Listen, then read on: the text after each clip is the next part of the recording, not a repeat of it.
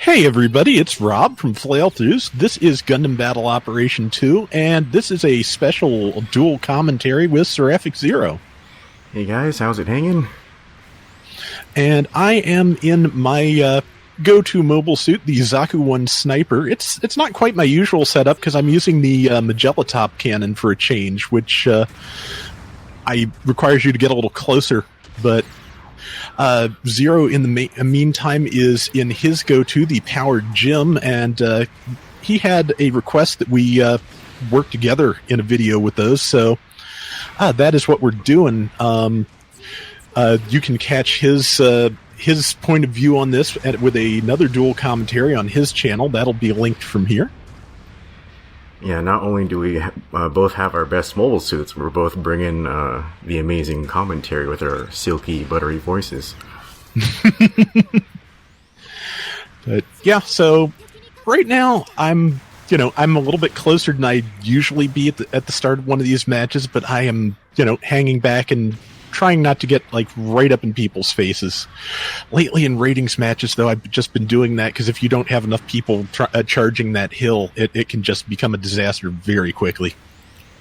Yeah, I actually haven't played a rating match on this map, but I feel like I would actually avoid that as much as I can because this map could get crazy really fast, and I just kind of keep it to custom matches here when I can. Yeah, probably a good idea. So Rob, I know you don't use the Magella Top cannon very much, but is there any reason why you prefer? I think you prefer the beam sniper rifle over this weapon. Yeah.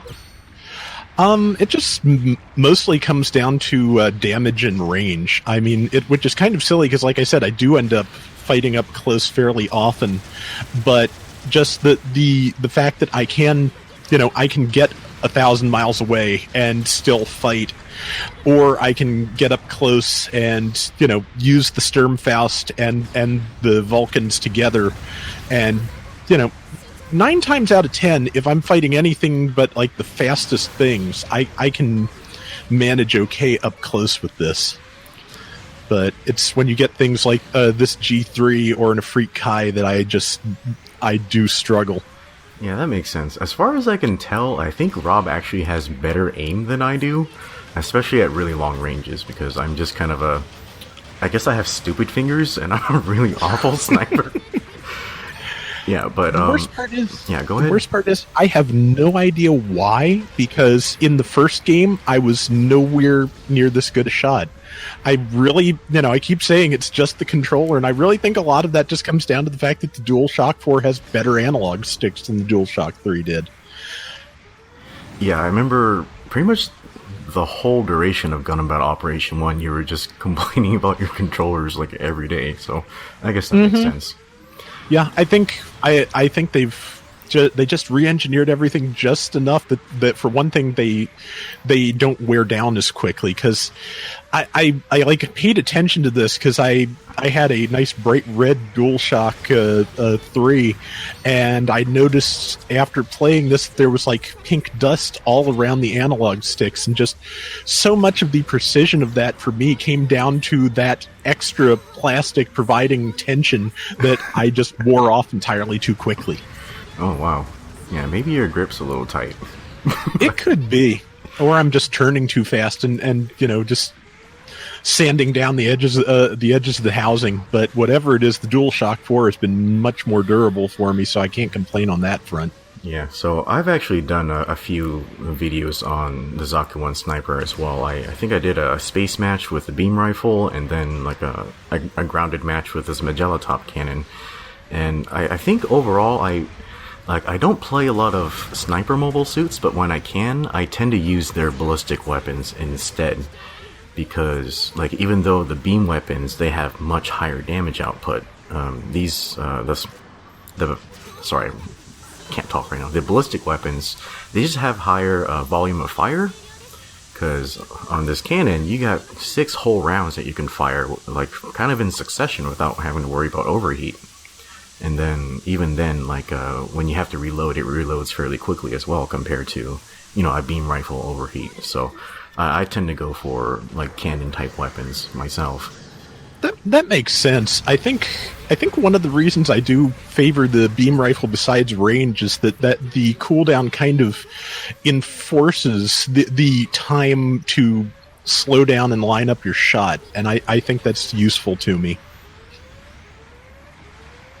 Yeah, that makes sense. I think like either I spend too much time lining up my shot and then it kind of psychs me out and I miss anyway, or I just like shoot too quickly and well, you know what happens when you don't plan out your shots. You don't ever hit anything. Mm-hmm. Yeah, it's the timing is strange. Just yeah, if you hesitate too long, they will move. If you do it too fast, you won't be lined up. And just it's, you know, I don't even I don't even really have a good grasp of how I would explain it. But it's just you get a feeling for this. You know, I've spent a bit of time on the GBO2 subreddit lately because Bop Maelstrom linked me to that. And, you know, one of the things I've been stressing to new players is just understand the timing of everything. Understand how long it takes not just your weapon, but the enemy's weapon to reload, because that gives you such a good indication of when it is safe to attack. Oh, yeah, that's definitely true. And in that sense, like, if you kind of break the game down to its most smallest detail, it's kind of like the game's almost turn-based. Mm-hmm. Yeah, because there's timings for like when people's weapons are ready to fire, like when people can dodge roll, like how long it takes for the cooldown to initiate for their thrusters, recovery time from side boosts, and you know, cooldown times for melee swings and all that type of stuff. And essentially, if you math all that stuff together, it's very laid out. So, yeah, the best players, they always pretty much have that down to muscle memory. Mm-hmm. Yeah, the pacing in this game is very deliberate, and you know, I've had people who don't know the game ask me, "Is it like Gundam Versus?" And I can never say yes to that, because they're just Gundam Versus. That series is just so, you know, it's Twitch-based gameplay. I am not really great with that. This is something that even when it's down to muscle memory, I'm thinking about it, and that really kind of, I think, suits me a lot better than Versus. The early ones in that series I really enjoyed, but just the new ones, they're too fast. I can't do it. Yeah, I definitely got that same sense of Gundam Versus. It was like you didn't commit to anything because you can cancel out of anything. You can cancel out of your cancels. It was getting kind of silly, you know. So Mm-hmm. I feel like here there's actually there's a cost like to everything, and you're actually like risking yourself whenever you commit to an attack. So like whenever you come out on top, it's just much more worthwhile and rewarding. Yeah. And that is the match, which we won 12,000 to something, or was it 13? Wow. 12,000 to 4,000. Yeah, so that's one of the better ones that I think we'd probably ever done. Yeah, so as far as I can tell, we had like a very, like both the teams are very balanced, but we had a very mild type advantage, but they had higher cost mobile suits. So I think it was pretty much just coordination that got us the win there. Yeah, I think you're right. And that is going to do it for today's Gundam Battle Operation. Don't forget to check out Zero's channel, Teal Tavis VT, to see the other side of this video. And so until next time, everybody take care and have fun. Later. All right, thanks for having me on. No problem.